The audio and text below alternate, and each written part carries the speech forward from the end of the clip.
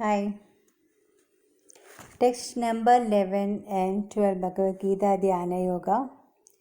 Shuchau deshe pratishtaya sthiramasanamaatmanah natyuchritam natinijam chailajina kushotaram tatraikagram manaha krutva yadachittendriyakriyah उपविश्यासने युञ्ज्याद्योगा योगमात्मविशुद्धये.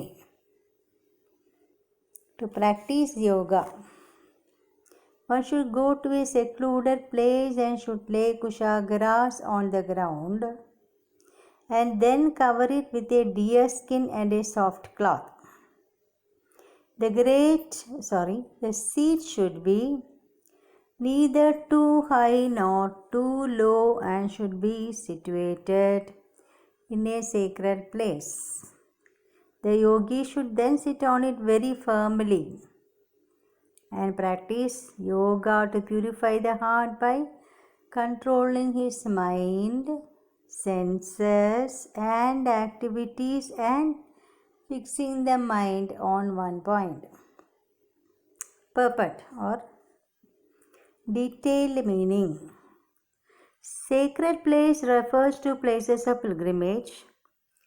In India, the yogis, the transcendentalists, or the devotees all leave home and reside in sacred places such as Prayaga, Mathura, Vrindavana, Rishikesha, and Haridwara, and in solitude practice yoga, where the sacred rivers like the Yamuna and Ganges flow. But when this is not possible, especially for Westerners, the so-called yoga societies in big cities may be successful in earning material profit, but they are not at all suitable for the actual practice of yoga. One who is not self-controlled and whose mind is not undisturbed cannot practice meditation.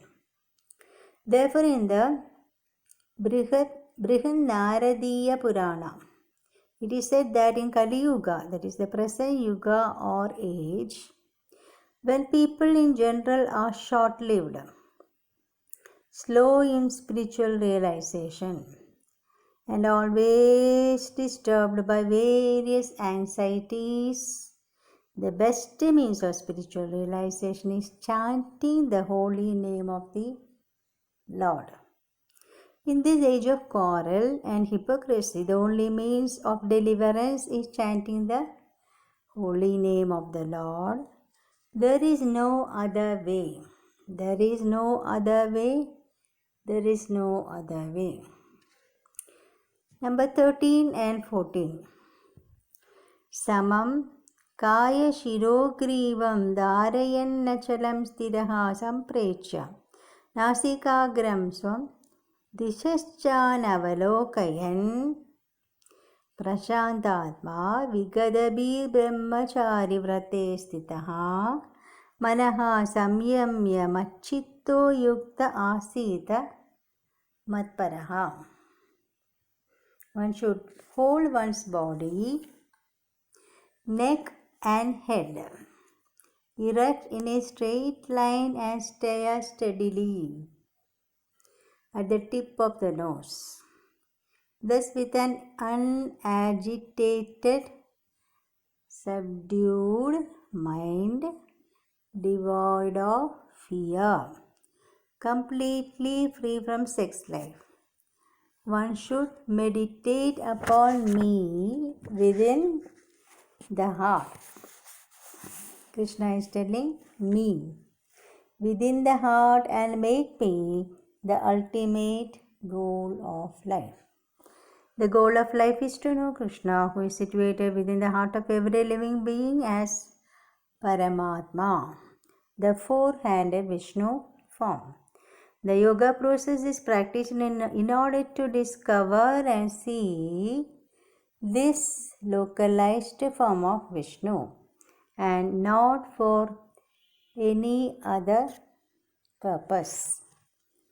The localized Vishnu Murti is a plenary representation of Krishna dwelling within one's heart. One who has no program to realize this Vishnu Murti is uselessly engaged in mock yoga practice and is certainly wasting his time. Krishna is the ultimate goal of life, and the Vishnu Murti situated in one's heart is the object of yoga practice. To realize this Vishnu Murti within the heart, one has to observe complete abstinence from sex life. Therefore, one has to leave home and live alone in a secluded place, remaining seated as mentioned above. One cannot enjoy sex life daily at home or elsewhere and attend a so-called yoga class and thus become a yogi. One has to practice controlling the mind and avoiding all kinds of sense gratification, of which sex life is the chief. In the rules of celibacy written by the great sage of Yajnavalkya, it is said the vow of brahmacharya is meant to help one completely abstain from sex indulgence in work, words, and mind. At all times, under all circumstances, and all places. No one can perform correct yoga practice through sex indulgence. Brahmacharya is taught therefore from childhood when one has no knowledge of sex life. Children at the age of 5 are sent to the Gurukula or the place of the spiritual master, and the master trains the young boys in the strict discipline of becoming brahmacharis. Without such practice, no one can make advancement in any yoga, whether it be dhyana, jnana, or bhakti. One who, however, follows the rules and regulations of married life, having a sexual relationship only with his wife, and that also under regulation, is called a brahmachari. Such a restrained householder brahmachari may be accepted in the bhakti school, but the jnana and dhyana schools do not even admit household brahmacharis. They require complete abstinence without compromise. In the bhakti school, a householder brahmachari is allowed controlled sex life because the cult of bhakti yoga is so powerful that one automatically loses sexual attraction.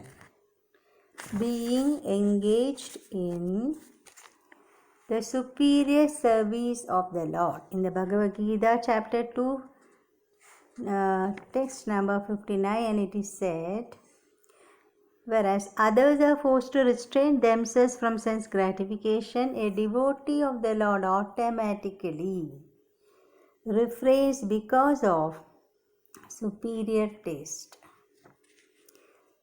Other than the devotee, no one has any information of that superior taste. Vigadabihi, one cannot be fearless unless one is fully in Krishna consciousness. A conditioned soul is fearful due to his perverted memory. his forgetfulness of his eternal relationship with Krishna. The Bhagavatam, 11th canto, 2nd chapter, 37th text says, Krishna consciousness is the only basis for fearlessness. Therefore, perfect practice is possible for a person who is Krishna conscious, and since the ultimate goal of yoga practice is to see the Lord within, a Krishna conscious person is already the best of all yogis. The principles of the yoga system mentioned herein are different from those of the popular so-called yoga societies. Thank you.